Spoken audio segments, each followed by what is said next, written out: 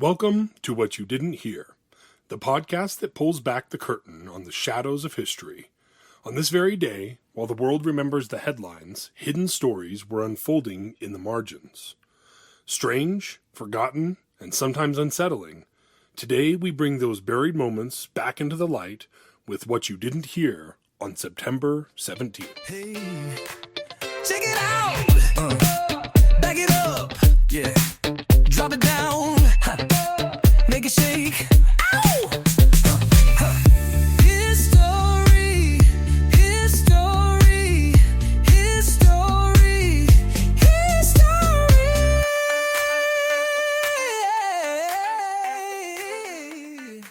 September 17th is known as Constitution Day or Citizenship Day in the United States, celebrating the day that the U.S. Constitution was signed by delegates during the Constitutional Convention in Philadelphia.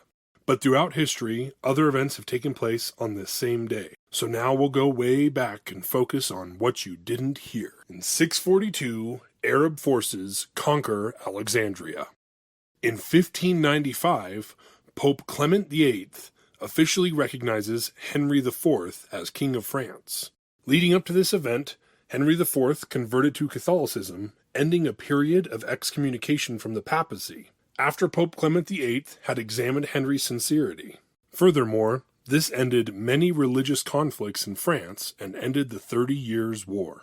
The Dutch yacht, Saardam, arrives to rescue the crew of the Batavia, another Dutch trade ship, off the coast of Western Australia in 1629. Upon arrival, they discovered that a majority of the crew and passengers had either been murdered by mutineers or passed away from exposure. In attempts to recover valuable cargo, the skipper and 5 crew members of the Saardam disappeared while searching for drifted cargo on more remote islands in the East Indies. The following month, the Saardam would return to Batavia, modern-day Jakarta, with only 68 men, 7 women, and 2 children, out of 250 people that had been aboard the Batavia when it was shipwrecked. In 1683, Antony von Leeuwenhoek is credited with the discovery of bacteria. Leeuwenhoek is known as the father of microbiology and one of the first microscopists. After developing an interest in lens making, Antony used a single-lensed microscope of his own design and make to observe the first microbes. He was also the first microbiologist to record the observation of muscle fibers, red blood cells, bacteria, and spermatozoa. On September 17th, in 1745, Jacobites occupy Edinburgh during the Jacobite Rebellion, led by Charles Edward Stuart, also known as the Young Pretender. A possible rap name or stolen IP from the Foo Fighters? We report, you decide. The Jacobite Rebellion sought to restore the Stuart dynasty to the British throne and reinstate Catholicism. However, it would ultimately fail due to the lack of military support from the French. In 1776, while a revolution was occurring on the east coast of America, Fortress Presidio of San Francisco was founded on the west coast in the San Francisco Bay. Fort Presidio was built by a party led by Jose Joaquin Moraga and used as a foothold in the Alta California region by the Spanish. As such a remote location, the garrison of men at Presidio was about 33 men, and after Mexican independence from Spain in 1821, it would become a Mexican fortification before being seized by the U.S. military at the start of the Mexican-American War in 1846. Today, Fort Presidio is a national landmark. It lies on the northern tip of the San Francisco Peninsula and is a part of the Golden Gate National Recreation Area. William Herschel discovers Mimas, a satellite of Saturn, in 1789. Mimas gets its name from Greek mythology. Mimas was one of the giant's offsprings of Gaia, born from the blood of Uranus. As Saturn's 7th largest natural satellite, Mimas has a diameter of only 246 miles and a gravity of 0.064 meters per second squared. Compare that to Earth's gravity constant of 9.807 meters per second squared. Imagine playing a friendly game of catch on the front lawn of an Airbnb on Mimas. On September 15th, in 1835, Charles Darwin would first spot the tip of the Galapagos Islands aboard the HMS Beagle. However, on September 17th, they would make landfall. Over the following 5 weeks, Darwin would explore several islands, primarily focusing on San Cristobal, Florina, and Santiago. During his exploration, he would collect samples of the diverse wildlife on the islands. His detailed observations of the unique adaptations of wildlife in the Galapagos would lead to his creation of the theory of natural selection, and later the theory of evolution. And now back to San Francisco. In 1850, the Fourth Great Fire of San Francisco would begin at 4 a.m. in the Philadelphia House, a saloon on Jackson Street. The blaze quickly spread and consumed the greater area between DuPont, Montgomery, Washington, and Pacific. The fire, as well as those before it, led San Francisco to form the first firefighting companies, as well as requiring more fireproof construction to combat the risk of fires in the city during the California Gold Rush.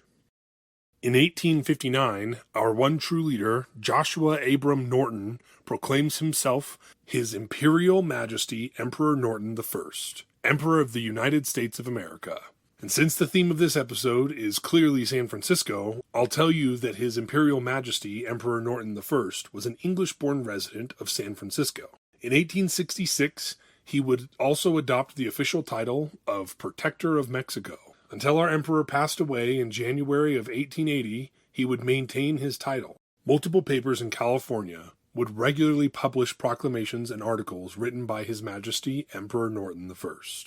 Residents of Northern California, His Majesty's subjects, enjoyed His Majesty Emperor Norton I's royal presence in California, and he was afforded free ferry rides, free rent, and free meals from friends and admirers. On September 17th, in 1859, His Majesty Emperor Norton I would hand-deliver the following declaration to the Bulletin, a newspaper in San Francisco. At the peremptory request and desire of a large majority of the citizens of these United States, I, Joshua Norton, formerly of Algoa Bay, Cape of Good Hope, and now for the last 9 years and 10 months past of San Francisco, California, declare and proclaim myself Emperor of these United States, and in virtue of the authority thereby in me vested, do hereby order and direct the representatives of the different states of the Union to assemble in Musical Hall of this city on the 1st day of February next, then and there to make such alterations in the existing laws of the Union as may ameliorate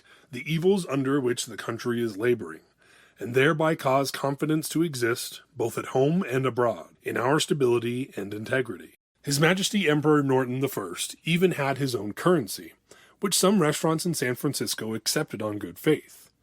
The notes used by the imperial government of Norton I now regularly sell at auction for $10,000 or more to collectors. And the last tidbit that I'll give you about His Majesty Emperor Norton I is his knack for foreign relations. His Majesty wrote many letters to Queen Victoria urging her to marry him and strengthen the ties between the imperial United States and the United Kingdoms. Incredible. Just incredible. During the American Civil War in 1862, the Aghelhane Arsenal would explode, resulting in the largest civilian disaster during the war, killing 78 workers. If the Union and Confederacy had realized that the United States had a new emperor, the whole Civil War could have been avoided. The Mont Cenis Railway Tunnel opens in 1871, linking the Turin-Modane Railway to the Culloz-Modane Railway, and provided a whole new connection between France and Italy through the European Alps. The tunnel was expected to take 40 years to finish, but was finished just shy of 14 years with the help of tunneling innovations. In 1901, the battle at Elands River Port takes place. Boer General Jan Smuts, the Field Marshal and Prime Minister of South Africa, destroyed the British 17th Lancers Unit. In 1916, on September 17th, the Red Baron, a German fighter ace during World War I, wins his first aerial combat over France. Manfred von Richthofen would be shot and killed over France 2 years later, but not before claiming 80 aerial combat victories, making him the most lethal fighter pilot of World War I. In 1926, the Great Miami Hurricane makes landfall in Miami, killing an estimated 450 people. Now jumping ahead to 1950, and sticking with this episode's theme, the San Francisco 49ers play their first NFL game against the New York Yanks and lose 21-17. In 1954, one of my all-time favorite books, Lord of the Flies, is published by Faber and Faber in London, authored by William Golding. Lord of the Flies was primarily inspired by William Golding's experience fighting in World War II, his observations on the inherent capacity for evil in human nature, his time as a teacher of unruly boys, and a literary counter-argument to R.M. Ballantyne's optimistic novel, The Coral Island. Golding aimed to write a more realistic adventure story depicting how civilization breaks down and savagery emerges when children are isolated from adult rules. In 1961, Samuel Beckett's Happy Days premieres in New York City. British rock band The Who makes U.S. television debut in 1967 on the Smother Brothers Comedy Hour. They performed My Generation and detonated Keith Moon's drum kit at the end of their performance. In 1972, on September 17th, TV comedy series MASH debuts and runs for 11 years, winning 14 Emmy Awards and 1 Peabody Award. And to close it off, one more for San Francisco. Pope John Paul II arrives in San Francisco in 1987 to meet with AIDS patients to offer a message of God's unconditional love for all and also condemning the biases against victims. This week I want to try something a little different and a little simpler. Whenever I hear a common phrase or saying, I wonder where it came from. So now we'll look into the origins of the phrase, by the skin of your teeth. To write this segment, I Googled a list of commonly used phrases and picked the first one that caught my eye. I was surprised to learn, by the skin of your teeth, is originally from the Bible, specifically the book of Job. In Job 19:20, Job describes his suffering and says, I am nothing but skin and bones. I have escaped only by the skin of my teeth. In addition to that brief segment, I will give you a famous quote, and you have to guess who said it. Now for a quote from a historical figure. When you reach the end of your rope, tie a knot in it and hang on. Which historical figure is credited with this quote? If you're a returning listener, thank you for coming back. If you're just finding this podcast, welcome, and I hope you'll keep listening. Please leave a review on whatever podcast platform you're on and share the show with your friends. Connect with me on YouTube, Facebook, or Instagram.